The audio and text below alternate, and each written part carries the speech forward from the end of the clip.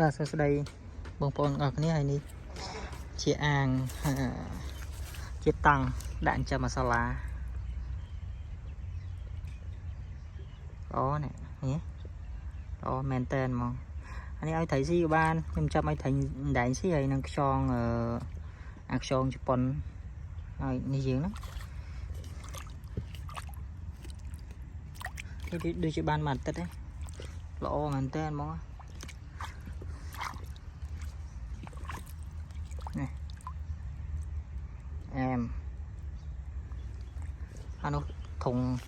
អាងក្រួយទៀតធ្វើ3បន្ថែមទៀតខាងនោះប៉ាស្វិតស្វាញដល់ជួគេធ្វើផងអីផងធ្វើ2ថ្ងៃហ្នឹងដូចជា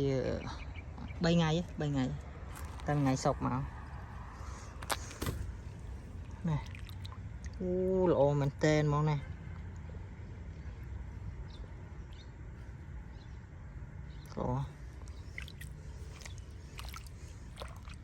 បងប្អូនចង់ដឹងពីរបៀបធ្វើរបៀបដាក់ទឹកវាមិនអីហ្នឹងប្រាប់មក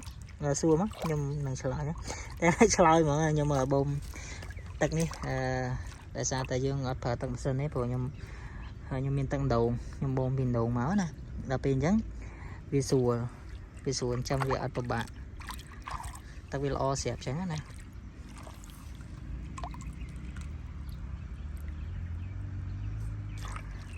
អូខេវីដេអូមានតែប៉ុណ្្នឹងឯងចាំតិចទៀតខ្ញុំនាំទៅមើលខ្យងនឹងអាងចំខ្យងអូខេ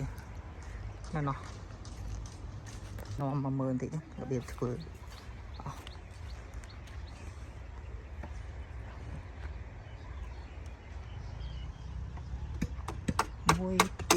2 3អាង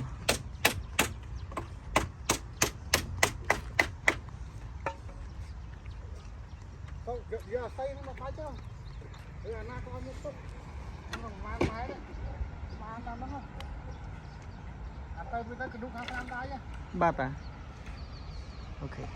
ហើយមកតន់ហ្នឹងហើយអត់មានណាជួយ